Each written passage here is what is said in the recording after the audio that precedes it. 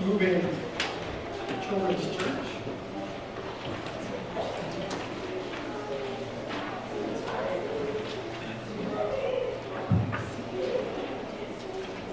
I invite you to hear the words of the psalmist, the first 4 verses of the 137th Psalm.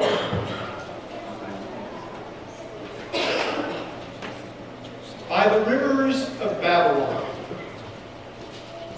there we sat down, and there we wept, when we remembered Zion. On the willows there we hung our harps, for there our captors ask us for songs, and our tormentors ask us for mirth, saying, "Sing us one of the songs of Zion." How could we sing the Lord's song in a foreign land?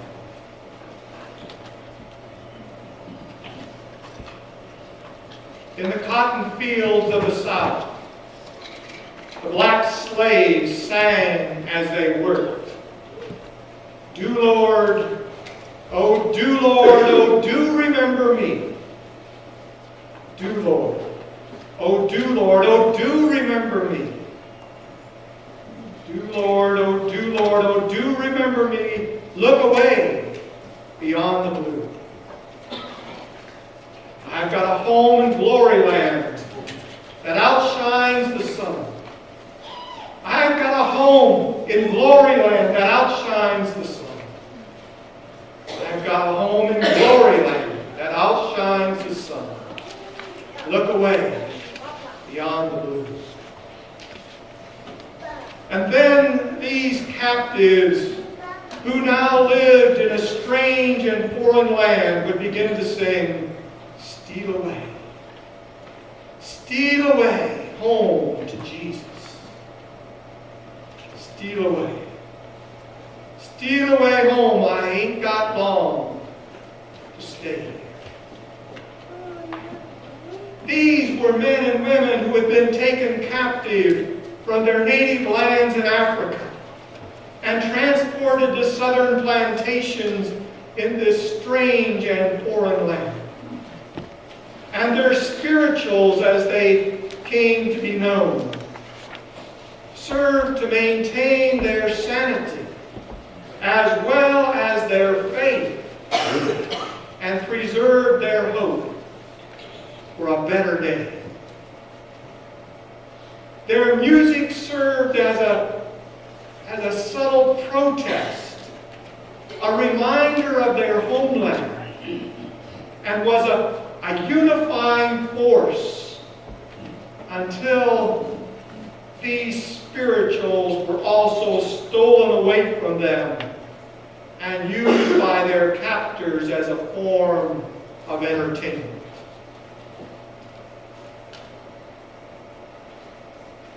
Many, many years before, by the rivers of Babylon, were gathered another group of captives who loved to sing the songs that reminded them of their home in Zion. And the poet-songwriter would sit and strum his strange-looking guitar-like instrument and lead out in the singing of the hymns of faith. And the captives would remember their ancestors and would remember their God. And they would sing of an earlier Exodus when God led their ancestors out of captivity in Exodus, in Egypt, through the wilderness and into the promised land.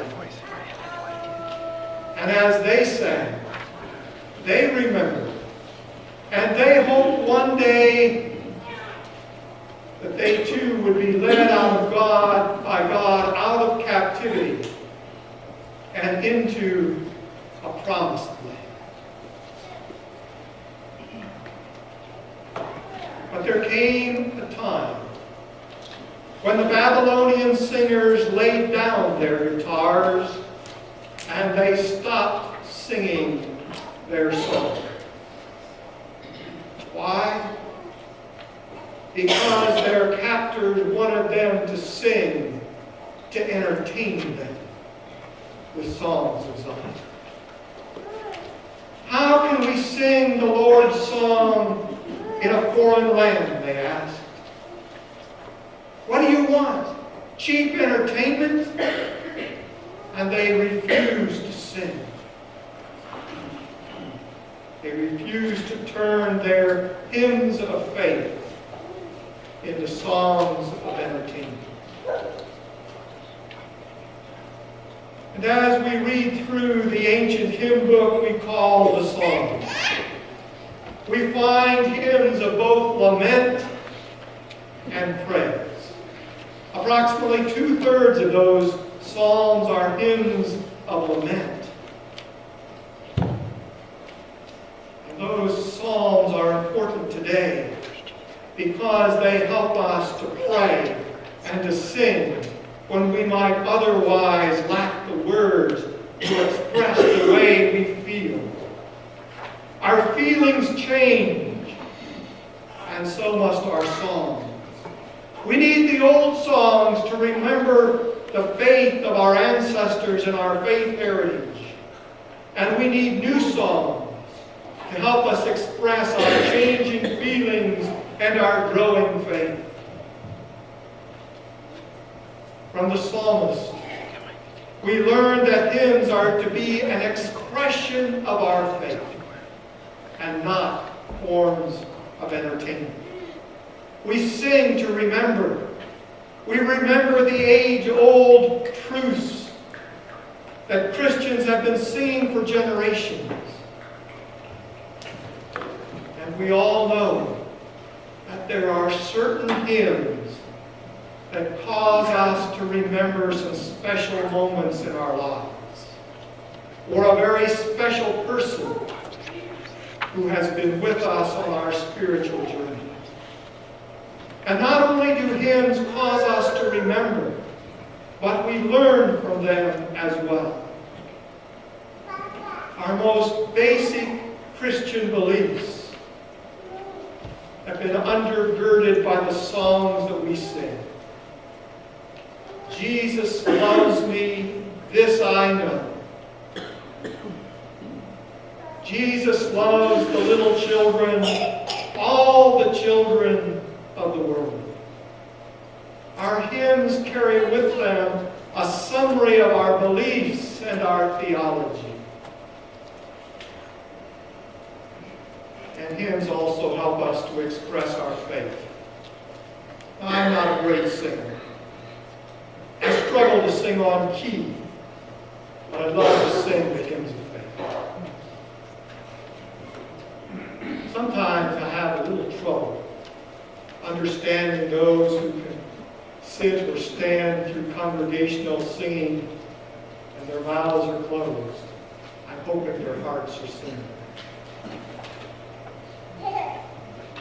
I love to listen to the youth choir and the children's choir and the adult choir and the gospel quartet and all the others. For example, the adult choir sings music that's too hard for me to sing. All these other choirs and the worship team add an element of beauty and meaning to our worship. And I love listening to the music of the organ and the piano and the flute and the brass instruments. And they move my spirit and they guide my soul in worship. Congregational singing. Congregational singing where we all participate brings our worship together. Singing is one of the most important elements of our worship. It guides us, it nurtures our faith, and it helps us to make a witness.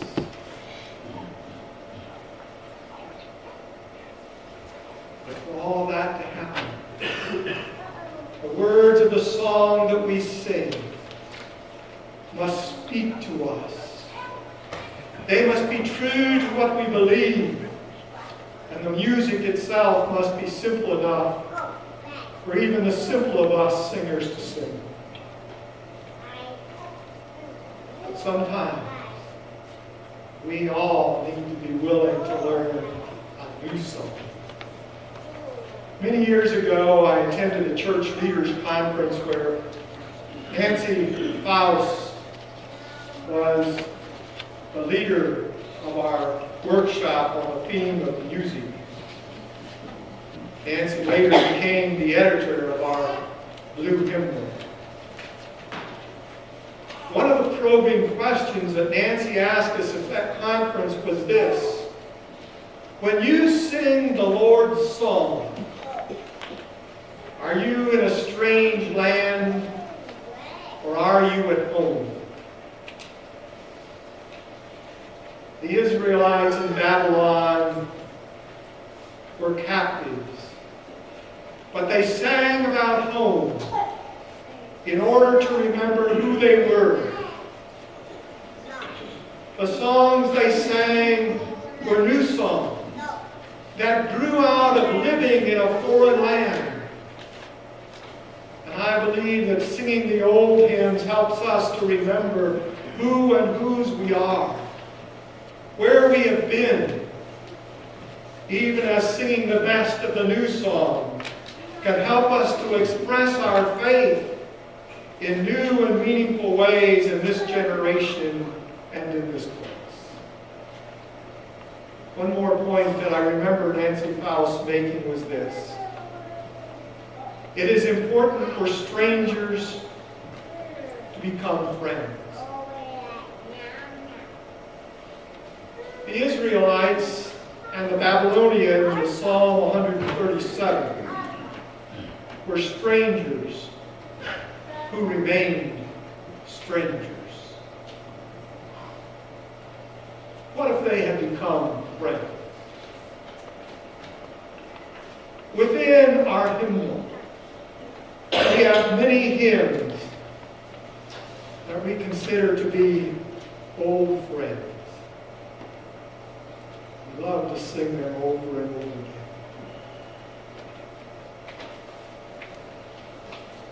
But within the same hymnal, there are many hymns that are as yet strangers to us. We never sing them. They stay like strangers to us. What if these strangers were to become like friends? Psalms 98, we read, "O sing to the Lord a new song, for he has done marvelous things." How can we sing the Lord's song in a foreign land? Perhaps it doesn't really matter how we sing or how well we sing. What matters is not even how we sing the Lord's song, but rather that we continue singing to God with thanksgiving in our hearts. May it be so.